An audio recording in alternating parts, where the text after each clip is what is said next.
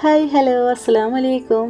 ഇന്ന് ഞാനിതാ വന്നത് രാവിലത്തെ ബാക്കി വന്ന ദോശമാവ് 5 രൂപയുടെ ബൂസ്റ്റ് വെച്ചിട്ടുള്ള നല്ല കിടിലം വെറൈറ്റി റെസിപ്പി ഉണ്ടാക്കിയെടുക്കാൻ പോവാണ്.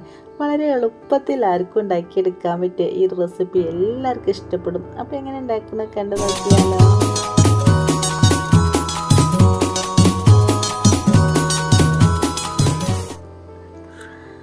അപ്പോൾ അതാ രാവിലത്തെ ബാക്കി വന്ന ഈ ഒരു ദോശമാവ് 5 രൂപയുടെ ബൂസ്റ്റ് വെച്ചിട്ടുള്ള ഈ ഒരു കിടില റെസിപ്പി ഉണ്ടാക്കിയെടുക്കാൻ വേണ്ടിയിട്ട് ഞാനിതാ ഇത്രയും ദോശമാവ് എടുത്തന്നെ.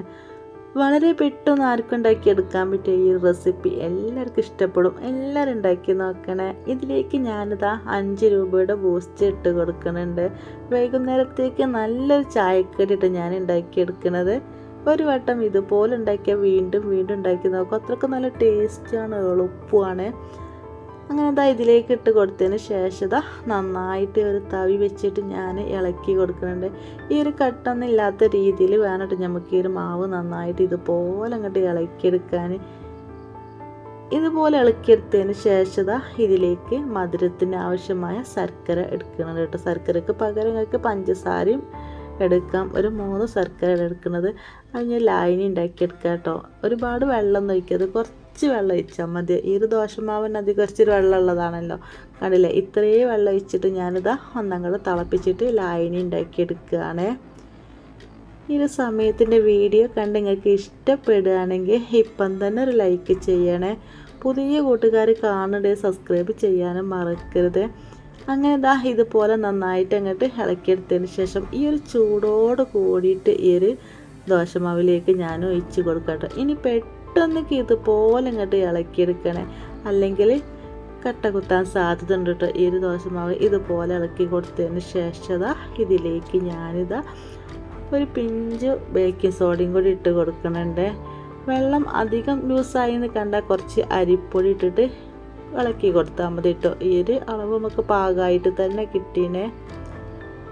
ഇനിതാ ഒരു 2 മിനിറ്റ് നേരം ഇതുപോലെ നന്നായിട്ട് അങ്ങോട്ട് ഇളക്കി കൊടുത്തതിന് ശേഷം ഞാനൊരു കുക്കർ അടുപ്പത്ത് വെച്ചിന്. അത് ചൂടായതിന് ശേഷം അതിക്ക് കുറച്ച് ഓയിലോ അല്ലെങ്കിൽ നെയ്യോ ഏതായാലും പ്രശ്നമല്ല കേട്ടോ. പിന്നെ ഞാൻ ഇതിലേക്ക് കുറച്ച് തേങ്ങാക്കൊത്താണ് ഇട്ട് കൊടുക്കുന്നത്. അതൊന്ന് അങ്ങോട്ട് കളറ് മാറണ വരെ ഇതുപോലെ അങ്ങോട്ട് ഇളക്കി കൊടുക്കുകയാണ്.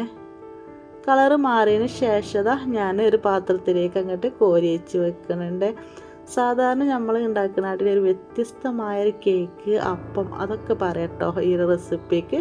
ഞാനിതാ ഇതുപോലെയാണ് മാറ്റി വെച്ചതിന് ശേഷം ഇനി നമ്മളിതാ ഈ ഒരു മാവ് ഇതിലേക്ക് ഫുൾ അങ്ങോട്ട് ഒഴിച്ച് കൊടുക്കുകയാണ്. ഇങ്ങോട്ട് ഒരു 5 മിനിറ്റ് നേരം നന്നായിട്ട് തീ കത്തിച്ചിട്ട് പിന്നെ തീ കുറച്ച് കൊടുക്കണം കേട്ടോ. ഇങ്ങനെ നമ്മളിതാ 5 മിനിറ്റിന് ശേഷം കേട്ടോ ഈ ഒരു തേങ്ങാക്കൊത്ത് ഇതിലേക്ക് ഇട്ട് കൊടുക്കുന്നത്. ഇനി വേണ്ടത് തീ കുറച്ചതിന് ശേഷം അടിയിലൊരു ഒരു പാൻ ഉണ്ടല്ലോ, എന്തെങ്കിലും ഒരു പാത്രം മതി കേട്ടോ, വെച്ച് കൊടുത്തതിന് ശേഷം വിസിൽ ഒഴിവാക്കിയിട്ട് വേണം കേട്ടോ 20 മിനിറ്റോളം ഞാനിതാ ഇങ്ങനെ വെച്ച് കൊടുക്കുന്നത്. തീ കുറക്കാൻ പ്രത്യേകം ശ്രദ്ധിക്കണേ.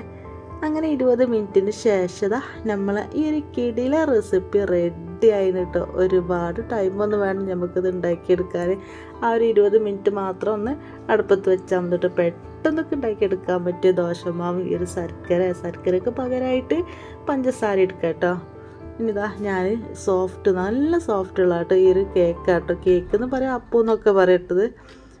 ഒരു കത്തി വെച്ചിട്ട് ഞാൻ ജസ്റ്റ് ഒന്നങ്ങോട്ട് വെന്തണം നോക്കിയിട്ട് ചൂടാറിയതിന് ശേഷം നമ്മൾ ഈ ഒരു കിടില റെസിപ്പി റെഡിയാണ്. നല്ല സോഫ്റ്റായിട്ടൊക്കെ കണ്ടാൽ തന്നെ മനസ്സിലാവുണ്ടല്ലോ. നല്ലൊരു ടേസ്റ്റിൽ നല്ലൊരു കേക്കാട്ടോ. എല്ലാവരും ഉണ്ടാക്കി നോക്കണേ. ഇതിന് സോഫ്റ്റ് കണ്ടില്ലേ, ഞങ്ങൾക്ക് മുറിക്കുമ്പോൾ തന്നെ മനസ്സിലാവുണ്ടല്ലോ. ഇനി ഞാനിതാ ഇതുപോലെ കഷ്ണങ്ങളാക്കിയിട്ട് എടുക്കുകയാണ്. അപ്പോൾ നമ്മൾ ഈ ഒരു കിടിലം റെസിപ്പി എല്ലാവർക്കും ഇഷ്ടപ്പെട്ടിട്ടുണ്ടാവുമെന്ന് വിചാരിക്കുകയാണ്. ഇഷ്ടപ്പെടുകയാണെങ്കിൽ വീഡിയോയ്ക്ക് ലൈക്ക് തരാൻ മറക്കരുത്. പുതിയ കൂട്ടുകാർ കാണണ്ടേ സബ്സ്ക്രൈബ് ചെയ്യാനും മറക്കരുത്. ഇതുപോലൊക്കെ ഉണ്ടാക്കി നോക്കിയിട്ട് അഭിപ്രായങ്ങളൊക്കെ നമ്മളെ കമൻറ്റ് ബോക്സിൽ അറിയിക്കണേ. ഇതുപോലെ വളരെ ഈസി ആയിട്ട് ഉണ്ടാക്കിയെടുക്കാൻ പറ്റിയ ഒരുപാട് റെസിപ്പികൾ നമ്മൾ ചാനലിലുണ്ട് കേട്ടോ. കാണാത്തവരൊക്കെ ഉണ്ടെങ്കിൽ കണ്ട് നോക്കണേ. അപ്പം ഇന്നത്തെ ഈ ഒരു വീഡിയോ ഇത്ര തന്നെ ഉള്ളത്. അപ്പോൾ ഇതുപോലെ എല്ലാവരും ഉണ്ടാക്കി നോക്കുക. ഇതുപോലത്തെ നല്ല നല്ല റെസിപ്പികളൊക്കെ ആയിട്ട് ഇനിയും വരാൻ. അതുവരെ എല്ലാവരോടും അസ്സലാമു അലൈക്കും.